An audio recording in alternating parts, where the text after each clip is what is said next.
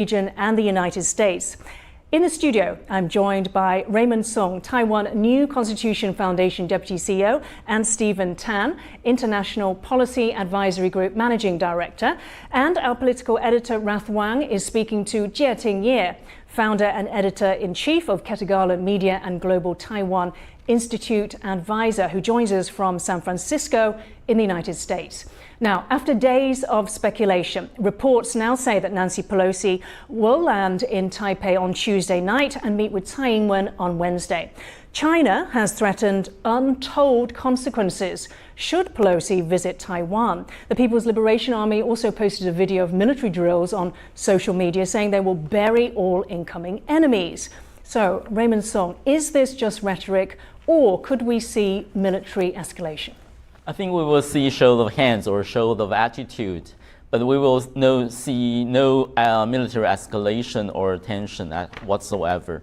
The reason for that is that actually China has used up all its cards, because no matter military build up or escalation of maritime maneuvers or whatsoever, economic sanctions, embargoes, Taiwanese people have seen it all. And on the way to the studio today, I see people just going for their own daily lives. And so Nancy Pelosi will see a prosperous, freedom-loving, and free-speaking and democratic Taiwan. There's no question about that. The second reason is that there's no surprises that could be played up. I think the military of the United States has prepared everything for the safe landing and safe visit of Nancy Pelosi, and of course with the cooperation and agreement of the government of Taiwan. So we will see, I expect a full and many points will be given in this coming prosperous and very happy meeting between the two leaders. Stephen Tan, do you agree with Raymond Song there? Well, I think it's going to be both. It's going to be a combination of just rhetorics and also the military escalation. It remains to be seen as to how far Xi Jinping will go in this scenario. No doubt about that. I mean, China has posed threat that it will be some consequences for Nancy Pelosi's visiting Taiwan. Now, she is landing in a few hours. China is going to make some move. It will be some military actions, and I think both the United States and Taiwan have prepared for that. But as I mentioned, it remains to be seen as to how far China will go. Under the circumstances that there will be big meetings within the CPP this month, and there's a 20th Party Congress in October, and Xi's path is in line with both domestic and international issues. Now, so do these events act as pressures to hold Xi Jinping back, or force him to? Well, my bet is that China will make some actions, both symbolic and also military, during and most likely after Nancy Pelosi's departure. But what I was saying is that there will be some constraints for China, for CCP, as to how far are you really to go. Is it the right timing, or is it the right issue to pick up by China under the circumstances to escalate the fight with the United States, Japan, and Taiwan? And I think that is the biggest issue we'll see. And if you ask me right now, I would say that the Chinese would not go that far. It will send some military signals. It will send some political signals. There will be a combination of rhetorics and some escalated military actions, but then I think there will be some limits. So you'll probably see some actions taken in the next few days or a week or two. But I would say that that's about it, and we'll go back to relatively normal life, understanding that nothing is normal. We're on the new normal now, the new relationship, geopolitical relationship between the United States, Japan, Taiwan, South Korea, vis-a-vis China, have fundamentally changed to a point where it's not like the good old days, like everybody was, supposed to do what they do. Now I think it's intense, it's escalated, but it may or may not go further than that. Raymond Song, John Kirby said on Monday that China could react with missiles near Taiwan, large-scale air and naval activities. What do you think about that? Yeah, of course, that's what's an interesting action between John Kirby and the journalist. Actually, he sort of anticipated all the possible exercises or maneuvers of China, but John Kirby also noted that please don't do that. Just don't do that. Refrain to do that. If you act irresponsibly, there will be consequences. Actually, of course, we heard last week the Joint Chief of American military says we have prepared all the systems, coordinated all the systems to ensure to safeguard the safety of Nancy Pelosi. To respond to that, of course, China is trying to act. But the point is not whether it can or cannot. It has no right to act, has no legitimacy whatsoever to respond to that issue, because Nancy Pelosi is representing American people's greeting to the democracies in the Indo-Pacific region. Actually, I saw the cruise, the flying path of its military aircraft. It just shows very clearly that that's what we call Indo-Pacific open societies. And that included Taiwan. That's the remarkable thing. And that doesn't exclude Taiwan. Actually, why do I sound like this? Because we think the Taiwanese people absolutely welcome that. Taiwan came from the cold, and we've been left in the cold, in the dark for quite some time now. But it's the right time for Taiwan to become just a part of normal exchanges between the Taiwanese people and the American people, and Nancy Pelosi is there represented. So that's not a correct issue for China to react. And John Kirby also noted that it's just a friendship visit. There's Nancy Pelosi made her own decision, and that decision represented what the wishes of American people to express. To extend to the friendly hand of Taiwanese people, that's not an issue of provocation or anything to threaten the security of this region. So that's not the issue. There's absolutely no legitimacy for China to act. Stephen Tan, and yet many in the Biden administration advised Pelosi ahead of her potential trip that this would be a bad idea. Why do you think she chose, or seems to have chosen, to ignore that advice? Well, I'm glad that you mentioned this. But before that, the John Kirby's remark, I think this is very important, that the United States has reiterated repeatedly that under the Constitution, the United States is a democracy. There's a separation of power. Legislative branch and the executive branch are separate and different. Nancy Pelosi is an elected official, but it's a congressman. Now, China and the United States have been engaging for more than 4 decades, and China knows that very well. Why on earth that China, chose to escalate that to a point where, as if it breaches all the agreements and understandings for the past 3 or 4 decades?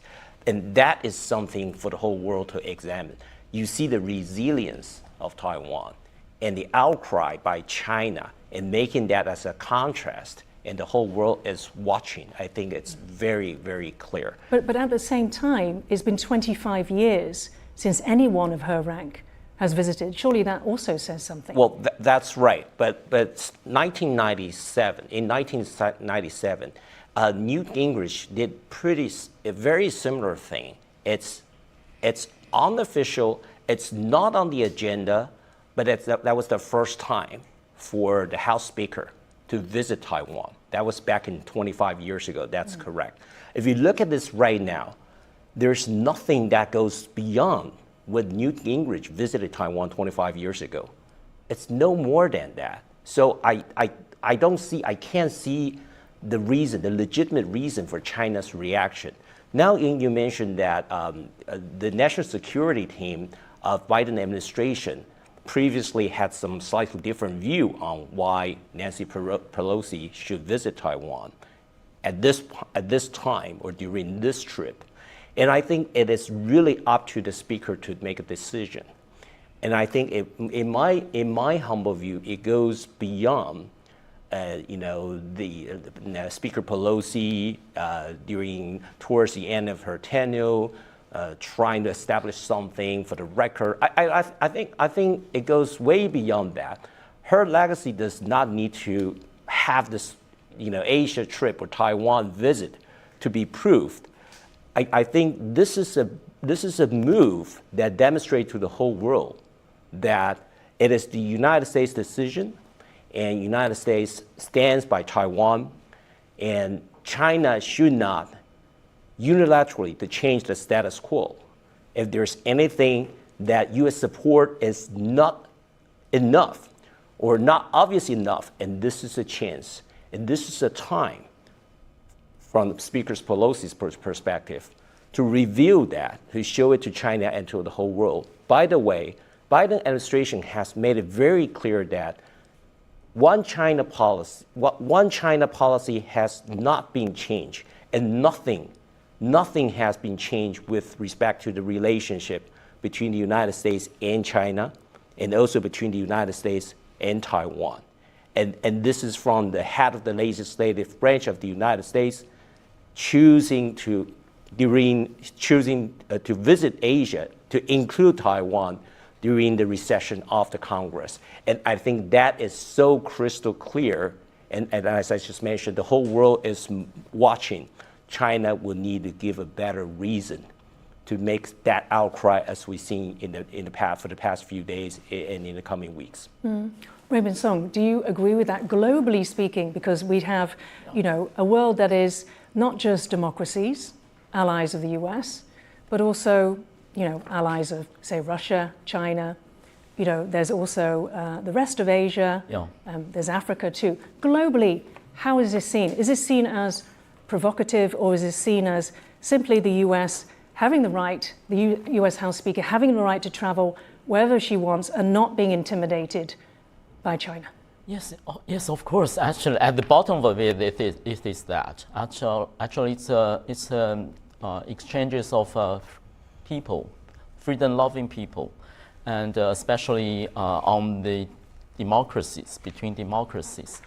Of course, China can choose this whatever it wants to see this, but formally, the official lines, and there's nothing changed, which means that the United States is not preparing to grant Taiwan a diplomatic recognition or to treat Taiwan as a sovereign state, not whatsoever. And so that's why Nancy Pelosi is representing the Congress, representing the American people.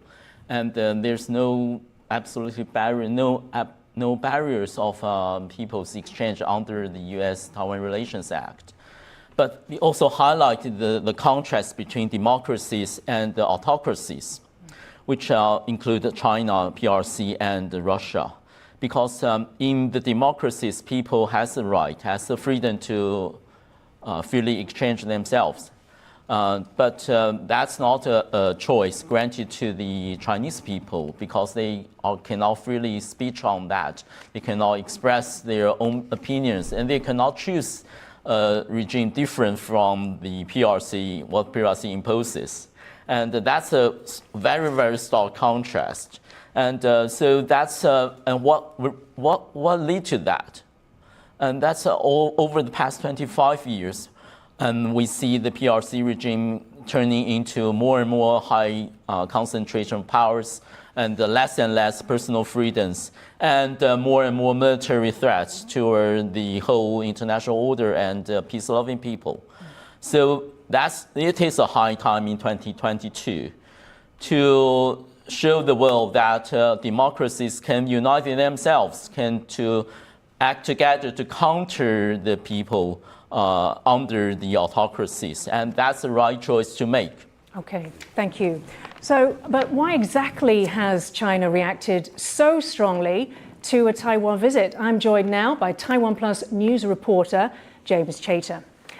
James, China has issued dire warnings over this visit, and it sees this trip as giving sort of support to Taiwan's sovereignty. But why does this matter? Why does Taiwan's sovereignty matter to China? Sure. Well, I think it's important to set the scene with any of these kind of questions. I mean, the key context to this, the key reason why Beijing is so frustrated, invades and deplores this particular visit of any politician, but especially a politician of the stature of Nancy Pelosi, is of course that Beijing views Taiwan as part of its sovereign territory. This is a kind of bottom line for Beijing. It's a red line. And whilst Taiwan is an independent nation. Of course. But the frustration that we've seen coming from Beijing, the frustration we've seen for this instance in particular, is of course nothing new. We have delegations coming to Taiwan quite regularly in the past couple of weeks. We've had delegations from Japan. We've had delegations from the European Parliament. And in all of these particular instances, you get frustrated rhetoric coming out of Beijing. Not to the level that has been issued in relation to this specific visit by Nancy Pelosi, but the frustration is there. So the question then becomes, why is China so angry and so frustrated about this particular visit, Pelosi specifically? And I think this has a lot to do with how the US has engaged with Taiwan over the past 25 years. Nancy Pelosi, as we've discussed already, is of course second in line to the US presidency. And I think the optics for Beijing of seeing a politician of the stature of Nancy Pelosi, shaking hands with President Tsai, as we might see tomorrow, as the Financial Times has been reporting today, is a vision. It's a scene that Beijing it infuriates them. So the claim of China over Taiwan, it is important to explain that to our viewers. Where does that come from? I mean, this is obviously a very broad topic, but if you could summarize. Sure. Well, this goes, of course, back to the end of the Second World War. At the end of the Second World War, there was a civil war in China, and the Chinese Nationalist Party, between the Chinese Nationalist Party and the Chinese Communist Party. The Chinese Nationalist Party fled to Taiwan, where they initially planned to use Taiwan as a temporary base. The key kind of context, from that point of time, which still has implications now, is that both governments at that point viewed themselves as kind of viewed each other as illegitimate governments of China. So that's, from the Second World War, the same problem has kind of continued up until this day. And then there's also this concept or this policy. In China, it's the one China principle. In the rest of the world, I mean, in other countries, it is the one China policy. Can you explain that? Sure. The one China principle, as you mentioned, which is how China defines it, one China policy for other parts of the world, is the idea that there can only be one government to represent China. Of course, the official name of Taiwan is still the Republic of China, Taiwan. And so that's where, the frustration and the ire really lies for Beijing. And so what is some of the reaction so far to this possible visit? Yeah, well, as we've mentioned already, the Taiwanese government specifically has been absolutely watertight. No information has really come out from the Taiwanese government. We've been in touch with the Foreign Ministry right from when this news first broke in the Financial Times, and we've heard nothing since, and that's continued right up until now, with just potentially a few hours to go until Nancy Pelosi gets here. There were reports earlier today, that Taiwan has raised its combat readiness level. That was reported, I think, began at 8 a.m. this morning and will continue till noon on Thursday. And then there was another report from the state media saying that the Chinese side had banned 100 Taiwanese companies from importing food products to China. Many people are viewing this as a type of retaliation for the potential visit by Pelosi. Okay, and over the past few days, you've been speaking to people across Taiwan. What's the feeling there? Do they want this visit by Pelosi, and what do they make of all of this?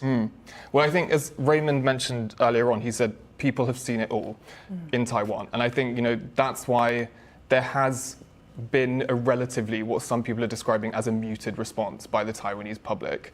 I think in speaking with younger people of the Taiwanese public in my own reporting, I found there's a mixed response. Some people are very fearful about what this visit will mean, and of course any potential retaliation that China might take.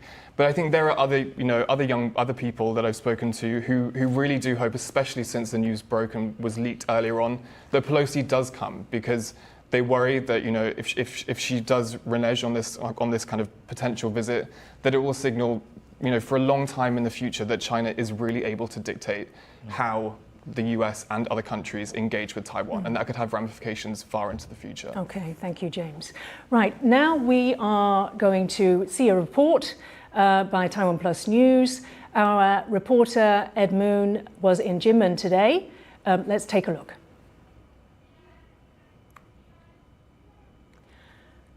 Before that, we will be joined by Vincent Chow, former director of the political division of TechRo, United States. Today, I'm in the Taiwanese island of Jinmen.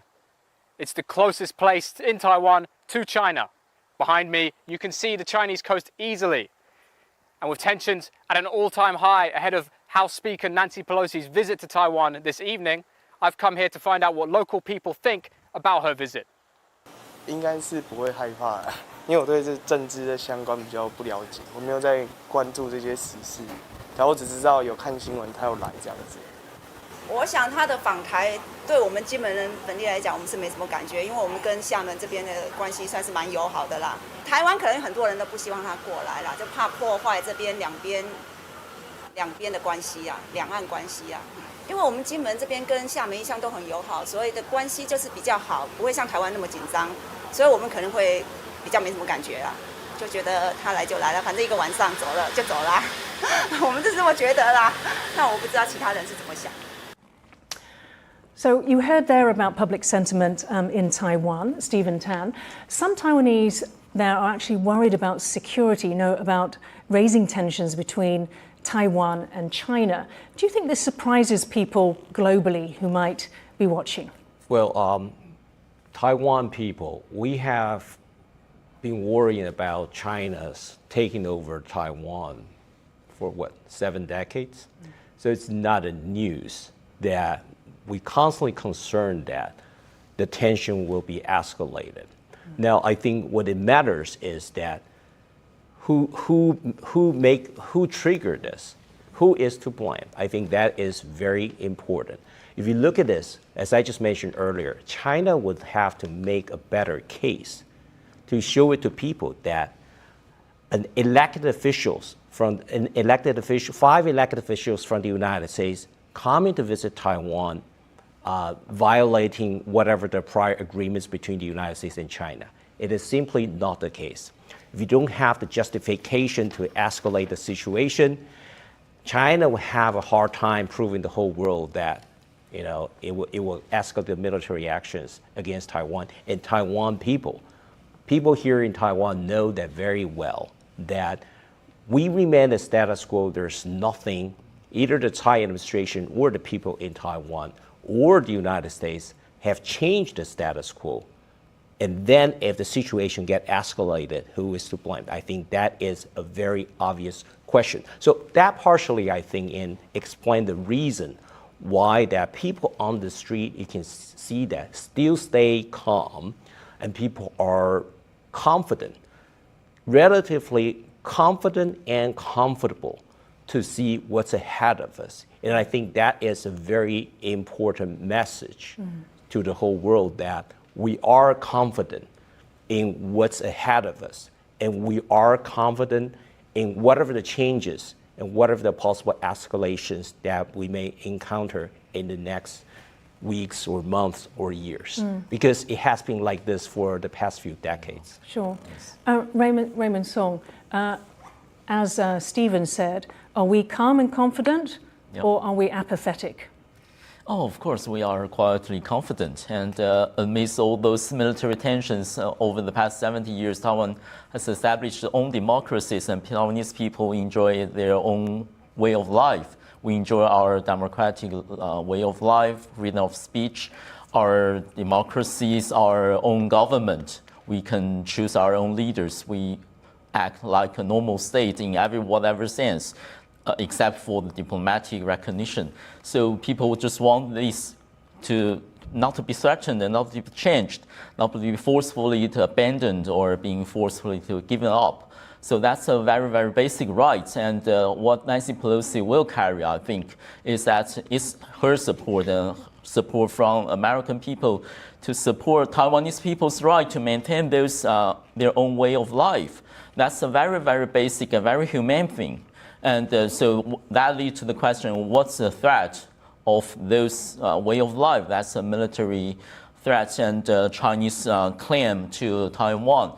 But that's a basic irony. Why cannot the two coexist? Why China has to force all the people to abandon their own way of life, as we see in Hong Kong, in Xinjiang, or in Tibet? That's the way the whole world questioning China. And so I think, of course, we are confident. We are proud of our own achievement, including our military preparedness, and people are preparing and I think prepare well to fight for their own way of life. Okay, thank you. So now our political editor, Rath Wang, speaks to Jieting Ye. He is the editor-in-chief of Ketagala Media and Global Taiwan Institute advisor. Let's take a look.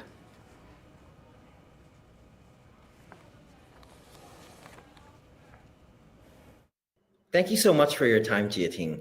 Based in the U.S., as you've heard news of Nancy Pelosi potentially visiting Taiwan, what is her political standing on this? So I think for the viewers to understand, Nancy Pelosi, the Speaker of the House, as Speaker of the House, so she is the second in line of the presidential succession. So whether it's Nancy Pelosi herself or as Speaker of the House, it is definitely a very important position, very important person. Has a lot of symbolic meaning wherever she goes. So there have been voices in the administration, especially from Biden, quoting the military, saying that Pelosi's visit to Taiwan now might not be the best timing, and that Pelosi came out with her statement of support of Taiwan in a press conference. Do you see those differences between the legislative branch and the executive branch? So the President of the United States does not actually have specific powers to control the legislature. But that said, I think, this is a very big decision. This is a very big policy move, right? A very big diplomatic move. And so I think it's natural in a democracy like the United States to have different opinions and different takes, right? There are people who try to talk about the risks. There are people who try to talk about the benefits. So I think that's sort of all part of the process through which United States policy is formed. In this particular instance, perhaps the administration did not do this job very smoothly. But I think that's all part of a domestic discussion process. Has that process been improved, though, as we've seen public statements or mention of Pelosi coming to Asia and in the context of Taiwan in the past few weeks or so? I think in this case, China is one of the very, very few things in the United States right now that has sort of a bipartisan consensus, at least in terms of understanding that the U.S. and the China relationship is changing and is moving towards a more competitive or a more the United States is trying to take a look at how the China relationship has been, and it's in the process of recalibrating that. So I think once that decision has been made, I think the United States very wisely, between the executive and the legislative, and also between the parties, as we've seen, to present a united voice on this. Given so much controversy around her visit, there have been voices saying that she's doing this because of the midterm, or there have also been voices saying that because Nancy Pelosi has 2, 3, 4 decades long of legacy in supporting human rights, and this is the right thing to do. So that's why she's here, and it might not be the most politically savvy act of the times. What do you think is behind her visit, and why now? So, I think as a seasoned politician as Nancy Pelosi, I'm sure all of these factors are taken into consideration as to how she makes her decisions. Yes, the midterm elections is definitely on her mind, but of course that has many other domestic political factors.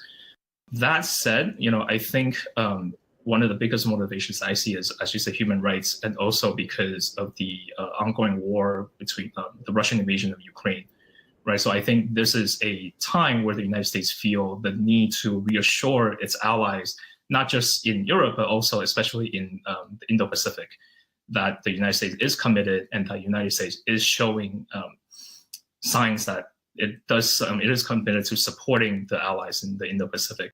In my opinion, I think this is probably the biggest factor for her trip, and I think for a lot of other American activities in the Indo-Pacific.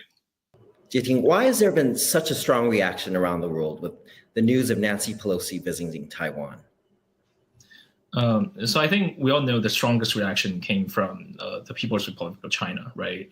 We all know that Nancy Pelosi has a long track record of criticizing human rights, criticizing the Chinese Communist Party for their human rights abuses, right? And as Speaker of the House, right, she represents the U.S. Congress, which in turn represents the will of the American people, right? For her to make a symbolic trip to Taiwan personally, I think that is a very strong symbolic message from the United States to Taiwan, to its allies around the world, that the United States is serious about its commitments to its allies, right? And so, especially since Taiwan is such a sensitive issue for China, this is, I think, why that their reaction is so strong. Raymond Song, you heard there from Jieting why China has reacted so strongly against a Pelosi visit. Newt Gingrich, as we mentioned before, visited in 1997. He was also U.S. House Speaker. Yep. And China has said that these two visits cannot be compared. Why is that? I can only guess. I think the one possible reason is that the visit of Newt Gingrich in 1997 to Taiwan actually was preceded by his visit to mainland China, because he visited China first, and by way of Japan, he then visited Taiwan, which means that they got some kind of understanding for Newt Gingrich's visit to Taiwan. And also Newt Gingrich also showed his support after the 1996 missile crisis in Taiwan Strait. And also, but that's also an era when the Clinton administration was generally on a more friendly than this time, friendly ground with China's regime. And today is very different. So China is naturally will be feeling that the visit of Nancy Pelosi was used by American government to a way to act against China's interest, which is, of course, is groundless. And as White House officials repeatedly explained, that Nancy Pelosi made her own decision as not representing the administration's change of policy. And of course, I want to mention a reflect of that side, because the threat from the Chinese military is also all-time high. We see in recent years the incursions of Chinese airplanes into Taiwan's ADIZ, the building of China's military, including aircraft carriers, and these cruise around Taiwan, and also threatening Japan's safety. So the threat field on this side is also very different. So I think the whole situation has changed remarkably. The threat of military forces from China is high, and the Chinese feel it's on the opposite side of the United States. It's more like rivals or enemies even, not like in 97 is generally in the friendly term. Okay. Stephen Tan, do you agree with both Raymond Song and also the Chinese who say that these two visits cannot be compared? Well, I think the only difference between the 1997 Newt Gingrich visit and the upcoming Nancy Pelosi's visit to Taiwan today is that China believed that China is no China back in 25 years ago. So I think China believes that it is in a position where it compared with the United States. The United States should listen to Chinese voices and objections, not compared with 25 years ago when President Bill Clinton was in power and Newt Gingrich was Republican Speaker of the House. Now, China is wrong in that because, number one, as I just mentioned earlier, as far as I understand, and also from the press conference of the White House as well as the John Kirby of the National Security Council of the United States, that the United States one China policy has not changed at all, and nothing has been changed, or nothing was changed, and nothing will be changed as a result of Nancy Pelosi's decision. However, sorry, Stephen. However, there have been claims that this one China policy has undergone a hollowing out. You know, that the increased sort of visits by high-level officials, so all giving support to Taiwan's sovereignty. Doesn't China have, you know, some good reason to think that it's been hollowed out? Right. Okay. Well, I think China has been developing a theory where the one China policy has been eroded and has been substantively changed without the change of the names. But if you look at this inside out, the so-called one China policy of the United States, it's Taiwan Relations Act, it's 6 assurances, it's the 3 communiques that have been there for years. From inside out, from Trump administration to Biden administration, if you ask me, I don't think it has changed, in a significant way, or in a way that that could be alleged by the Chinese authority as the change of the status quo or change of the relationship between China and the United States. So I think that's nothing more than an excuse. And if you look at the CCP's internal politics, Xi Jinping's administration has been in deep trouble internally. And the escalation, the externalization, using Pelosi's visit as a way out, it looks perfectly for the domestic consumption within the CPP and within China. But as I just mentioned earlier, I doubt that it will escalate to the point of no return. It will escalate to the point where China declare not war, but China declare some substantive military confrontation with the United States, at least not yet. Not the right timing for Xi Jinping and CCP, not the right issue or topic for Nancy Pelosi's visit to Taiwan. So I would not say that China would not come over to take Taiwan. It's a matter of how. It's a matter of whether or not we can exercise effective and efficient deterrence. That's exactly what we've been doing right now, working with our allies and our partners to have multiple deterrence and have to deter the coercions, both military, political, and economic, throughout the region, not just the Taiwan Strait. And this particular incident, Speaker Pelosi's visit to Taiwan, I think it's a perfect demonstration of what this is all about. It won't stop. Next year, the United States might have a new Speaker of the House. We don't know who he or she is, and we don't know which party that he or she is from. But I have the reason to believe that if the new speaker will want to come to visit Asia, Taiwan will be a very natural stop. And so it's not the Nancy Pelosi issue. It's not the Speaker of the House visiting Taiwan. It's all about China.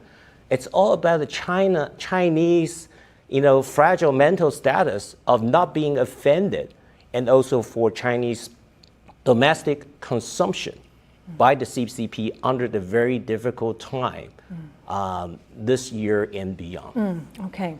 Now we're joined by Vincent Chow. He is the former director of the political division at TICRO US. Welcome, Vincent. There's quite a lot of things to pick up there from what Stephen Tan just mentioned to us. Do you believe that, for a start, do you believe that there has been a hollowing out of the one China policy? Do you think that this trip by Nancy Pelosi is changing the US's position, that it's evidence of the US's position being changed ever so slightly, that there's this new normal? Absolutely not. I mean, to go back to what Stephen had said earlier, if you look within the Taiwan Relations Act, the 3 communiques, the 6 assurances, nowhere does it state the Speaker of the House cannot visit Taiwan. That's just preposterous, and that's not what's either within the word or meaning or symbolism of the US's One China policy. And so when we look at Pelosi's trip and we put it in context of the US's longstanding position on Taiwan, it actually reinforces it. It doesn't detract away from it. It doesn't hollow it out. It reinforces the United States' longstanding position on Taiwan. And we have to look at this issue called precedent. How does it do that? Sorry, Vincent. Oh, well, like I said, we look at this issue called precedent. And precedent is extremely important in the area of diplomacy because basically, when we discuss something, we want to build up on our earlier discussions. We don't want to start from zero every time. That's not how foreign diplomacy is conducted. And so we have this long-standing baseline with the United States, whereas we have speakers visit Taiwan and we have our members of parliament visit the United States. And we saw this in 1997 when Newt Gingrich came to Taiwan. And so clearly, this is something that's been done before. This is something that's consistent with long-standing policy. It's not something the Chinese threw a huge fuss over in 1997. I mean, they threw a fuss, definitely not to the degree we see today. And so when we look at all of this and we imagine that, for example, for 1 second, let's imagine we allowed Pelosi and her visit to be canceled because of Chinese threats. If we allowed her visit to be canceled, then I can assure you every single facet, every single aspect of Taiwan-U.S. relations would come under enormous challenge in the future because the Chinese, the PRC, would believe that by throwing temper tantrums, by engaging in military intimidation, by engaging in economic coercion, they're going to get what they want. And so very soon we're not going to have a Taiwan-U.S. bilateral relationship. And so this is my point. It actually reinforces it. It doesn't hollow this policy out, and it's entirely consistent with what we've seen over the past 40, 50 years. So why then did the Biden administration advise Pelosi against the visit, or was this just simply the public statements? Well, I think it's this. I think the U.S. Has had credible information at one point or another that they believed that the Chinese would react harshly to such a visit, and I think that's by design. I think the Chinese obviously had a vested interest in doing everything they can to stop this visit from taking place, and so they release signals, whether it's in terms of military engagements, military exercises, economic intimidation, and I think those signals were received back in Washington, D.C., and I think Biden clearly conveyed what he was hearing from the intelligence community, from the defense establishment. But in the end, we have to look at actions, not words. And so in the end, Biden allowed this trip to go ahead. He supported this trip, and he still does. And I think we see... You said Biden allowed this trip to go ahead. That's absolutely right. I mean... But he is of a different branch of government. He isn't able to influence Nancy Pelosi. That's absolutely right. But let me put it this way. So Nancy Pelosi is the head of the legislative branch. They're co-equal branches of government. But for her visit to take place successfully, she's going to need military support. She's going to need security support. She's going to need diplomatic backup. She's going to need engagements that the executive branch needs to provide. And the executive branch has provided those wholeheartedly. So I think it's very difficult to say that, oh, Biden didn't want this trip to take place, so therefore, he tried his best to stop it. That just simply doesn't align with what we see in terms of facts on the ground. Okay. Raymond Song, just to keep on this for a moment or two longer, if what Vincent says is true, why did Biden make it public that he advised That's a very good question. I think Nancy Pelosi against the trip? I can agree with Vincent that maybe doesn't that play into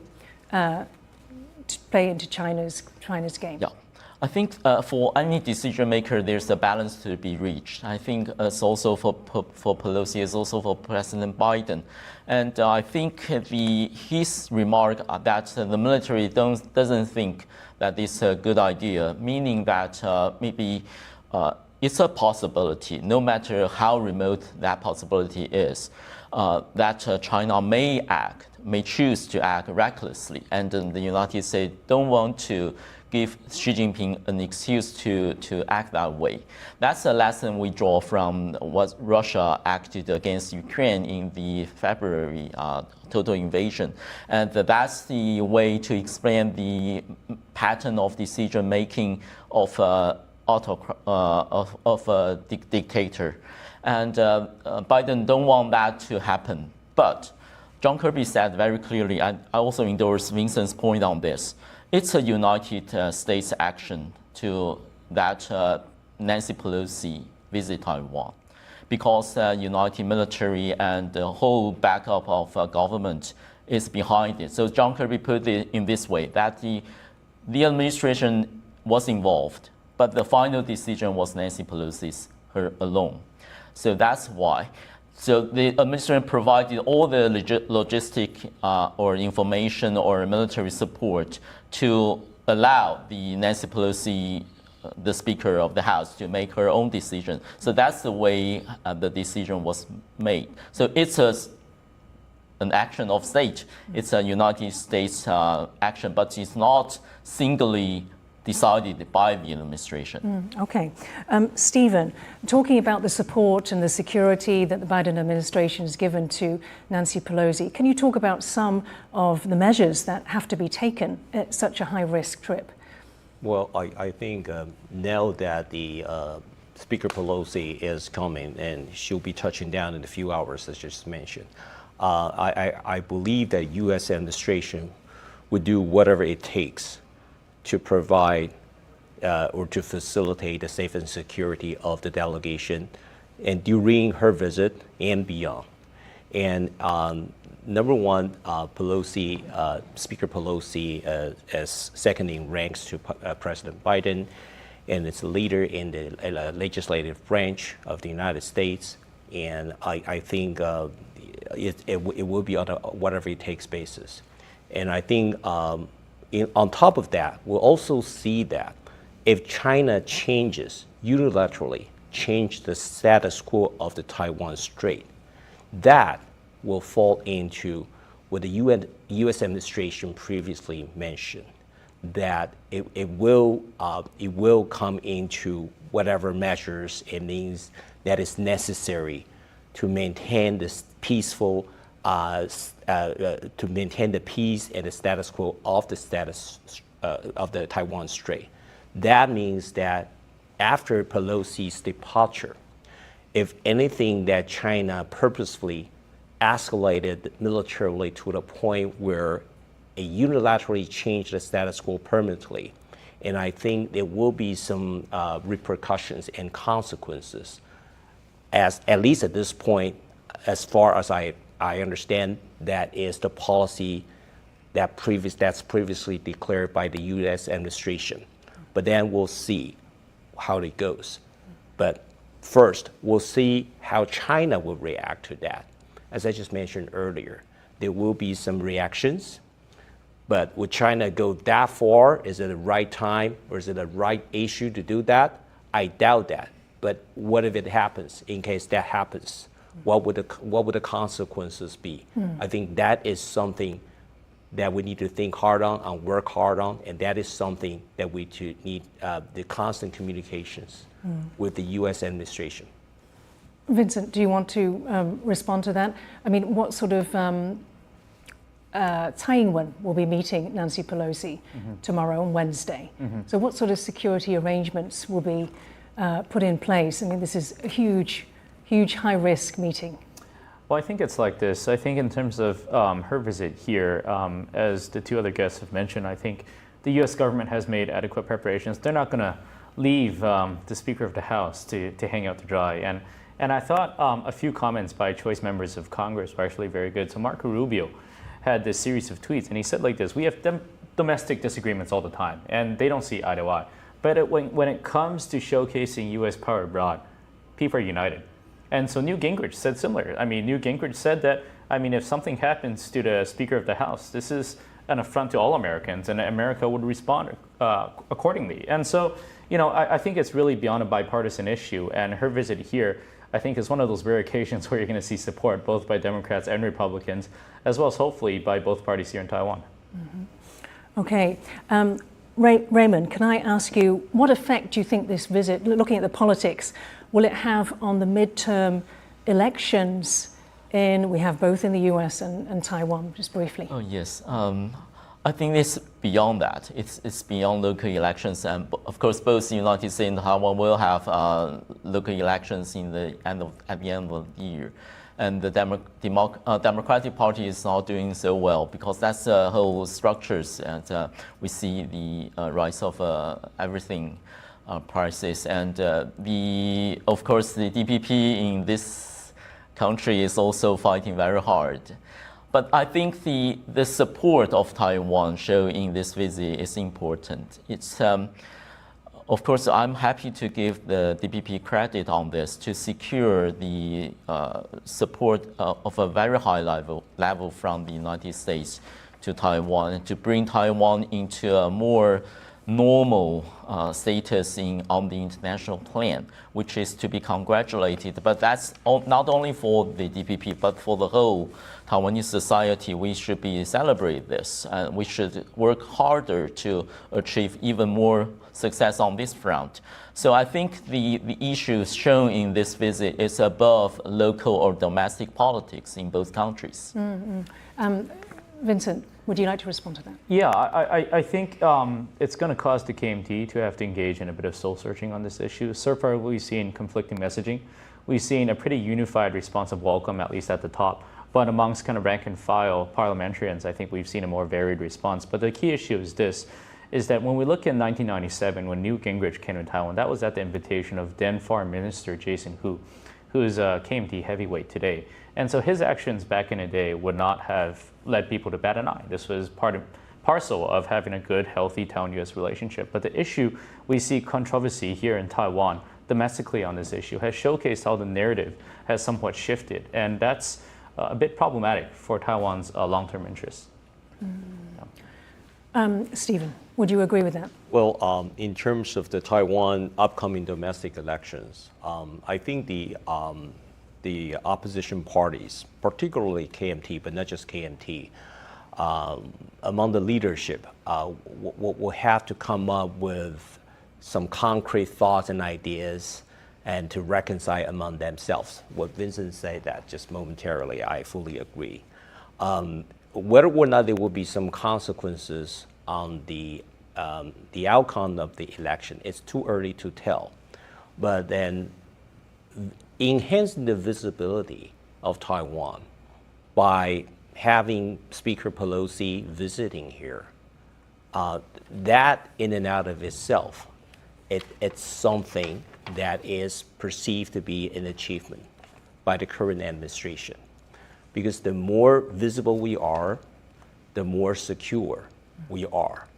The more we're seen in the whole world, and the more secure and the higher the chance we can safekeep our way of life. That's why you said that this is building towards the deterrence. That is correct. That is correct. So the next phase is about the multiple deterrence, as to how we work very closely with our partners to effectively implement the multiple deterrence. And I think that will play a critical role, both in terms of the peace and security of Taiwan and maintaining the status quo of Taiwan Strait, and also how effective and how strong of a leader that the current administration is perceived by the people here. And it will have consequences towards the election towards the end of the year.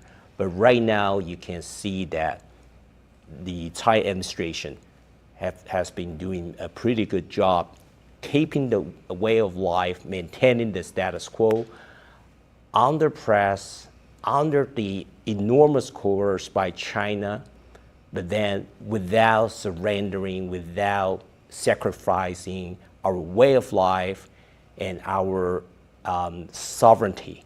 And that is critically important under the big issue as such that Speaker Pelosi visiting here, China is threatening to take military actions.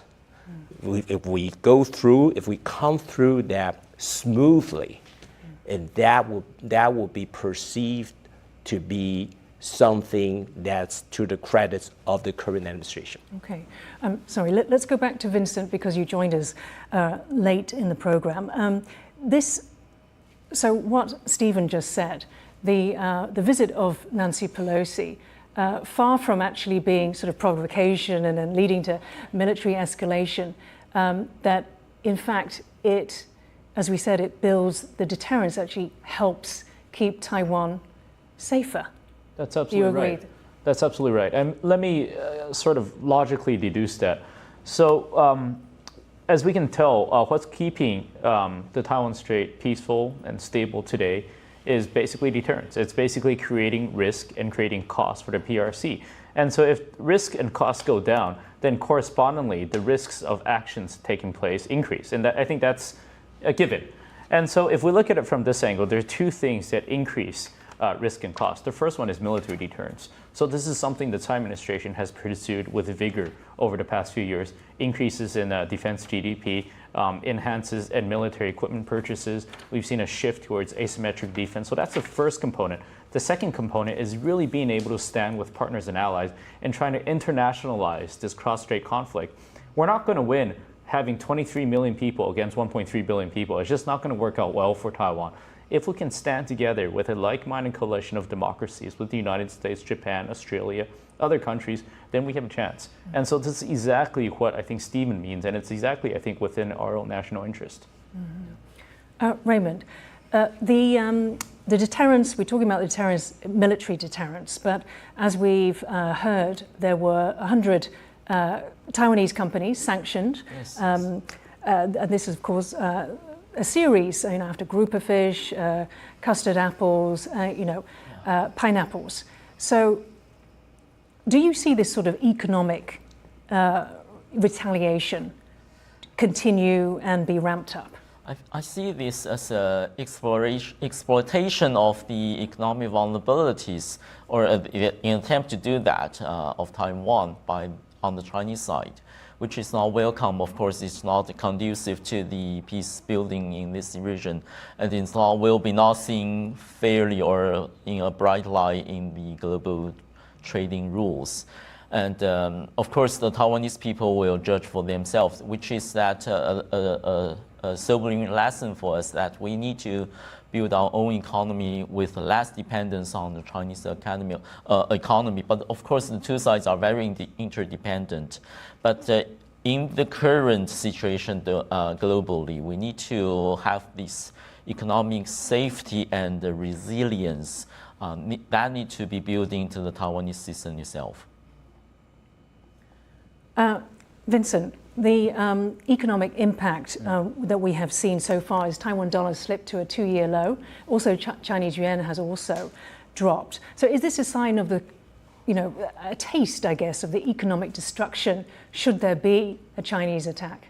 Well, nobody's going to come out a winner in that scenario. That I can guarantee. And so, to that point, there are a few things that Taiwan needs to take into account. Every time we look at issues like this, the first one is our economic dependence on China. How to wean ourselves off our export dependence on the Chinese market. And hopefully, actually, Pelosi's visit here will help support that.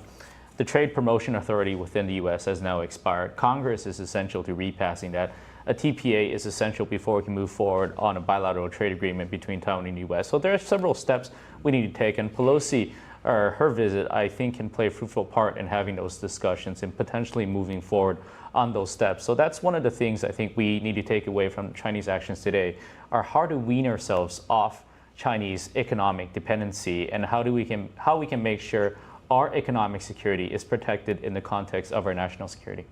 Stephen. And I think that's, the Chinese economic quote-unquote sanction, if you wish, that's part of the economic coercion.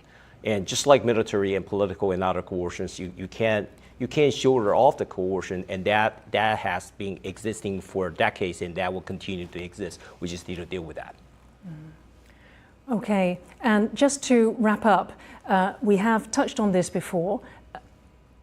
There is still a chance that Pelosi might not come. There's still a small chance of that, even though because there have been no official, reports, confirmation of it. So if she doesn't come, who loses out most? U.S., Taiwan, China? Vincent? Well, I think everybody loses except China.